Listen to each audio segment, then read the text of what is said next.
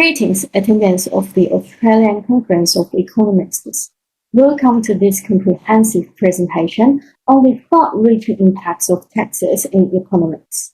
My name is Li Luke, and I'm thrilled to guide you through 5 crucial questions related to taxation.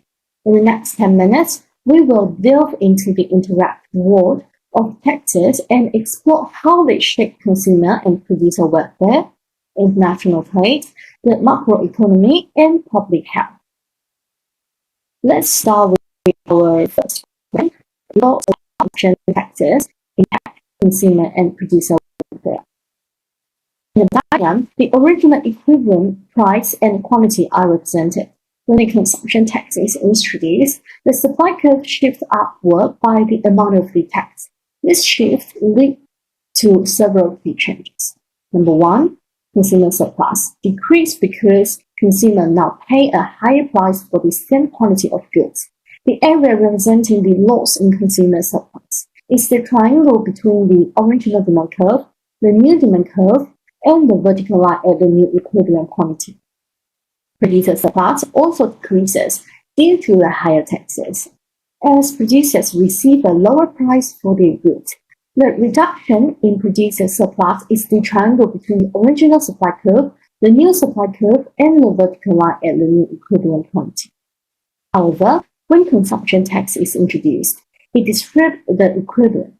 The price paid by consumer increases, leading to a reduction in consumer surplus. Simultaneously, producers receive a lower price, reducing producer surplus. Tax revenue is generated for the government. But what truly stands out is the triangular area. This is the deadweight loss, illustrating the loss of economic inefficiency due to the tax. It's the area where transactions that would have occurred in the absence of the tax no longer take place, resulting in economic inefficiency. Now let's move on to the second question. In the diagram, the original equivalent price and quantity without a tariff are represented. When a tariff is introduced on imports, the supply curve shifts vertically upward by the amount of the tariff. This shift leads to several key changes: consumer surplus and producer surplus. Similar to a consumption tax, the tariff causes a decrease in consumer surplus because consumers pay a higher price for import goods. Producer surplus increases for domestic producers because they can now sell their goods at a higher price due to reduced competition from cheaper imports. Government revenue. The government collects revenue equal to the tariff amount multiplied by the quantity of import. This revenue is represented by the rectangle between the original supply curve and the new higher supply curve at the quantity of import. Deadweight loss. Deadweight loss in the case of tariff is more complex than consumption taxes. It includes 2 components: the traditional triangular deadweight loss, representing the loss of the consumer, and producer surplus due to the reduced trade. The rectangular deadweight loss, representing the loss of economic inefficiency due to the tariff revenue being retained by the government instead of being utilized in the market. The difference between deadweight loss in consumption tax and tariff. The key difference between the deadweight loss in consumption tax and the tariff lies in the nature of the loss. In the case of the consumption tax, the loss occurs because the tax alerts the quantity transferred in the market. However, with tariffs, the deadweight loss includes the traditional triangular loss as well as the rectangular loss due to government intervention in the form of revenue collection. Now, let's shift our focus on the macroeconomy and explore how consumption taxes affect aggregate demand and supply. Consumption components directly affect consumption purchasing power, leading to a decrease in consumer spending. This reduction in consumer expenditure causes a leftward shift of the AD curve. Investment component If business anticipate reduced consumer demand, they might scale back investment, further decreasing AD net exports. Additionally, if consumption taxes are levied on import goods, it can reduce export and increase imports, impacting net export negatively. The combined effect result in a decrease in overall aggregate demand, as represented by a leftward shift of the AD curve. Impact on aggregate supply. Production cost. Consumption tax can also affect production costs. If these taxes are levied on inputs or raw materials, business face increased production costs. This decrease in profitability can lead to reduced production, shifting the AS curve to the left. Labor force participation. Higher consumption tax might lead to reduced disposable income for households. This could affect the labor force participation rate, impacting the economic's potential output and shifting the AS curve leftward. The net effect is a decrease in aggregate supply, as shown by a left shift of the AS curve. Equilibrium and economy impact.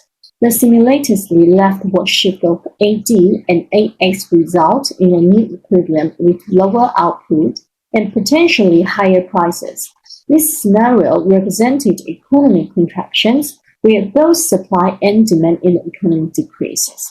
That where loss is the context representing the long-term loss of potential economic output and employment opportunities due to reduced demand and supply. Okay. Can taxes play a role in improving public health while benefiting the economy in the long run? Let's unroll these questions. 1. Consumption component. If the tax is used to subsidize healthier food, promote exercise, or fund public health care, it can lead to improved health outcomes among the population. Healthy individuals tend to be more productive and have higher labor force participation rates. This increase in productivity and employment can lead to a higher disposable income, encouraging consumer spending and shift the income to the right. 2. Labor force productivity. Healthier individuals are generally more productive and take fewer sick days, leading to increasing labor productivity. This positively impacts the AS curve, shifting it to the right. 3. Reduce healthcare costs. If the tax is directed towards preventing health issues, it can reduce the burden of the public health care system, leading to cost savings. This saving can be used for other productive purposes, contributing to economic growth. Equivalent and long-term benefit. The simultaneous rightward shift of AD and AS result in a new equilibrium with higher output and potentially decreasing prices. The scenario representing economic expansion where both supply and demand in the economy increase. In the long term, a healthier population can lead to a more skilled workforce, lower healthcare costs, and increased economy productivity. Healthy workers are more likely to stay in the labor force for a longer time, contributing significantly to the economy. For our final questions, we will explore a more complex method for assessing the consequences of a fat tax on both health and the economy. DAGs provide a powerful tool to visualize indirect causal relationships. In this case, we can construct a DAG that maps out how a fat tax influences dietary choices, obesity rates, healthcare costs, productivity, and ultimately economic growth. By collecting empirical data and rigorously analyzing these relationships, we gain valuable insights into the multifaceted impact of such policies. DAG help policymakers and researchers navigate the intricate web of cause and effect in the world of taxation and health. Thank you for embarking on this in-depth exploration of tax and their profound effects on consumer and producer welfare, international trade, the macroeconomy, and public health.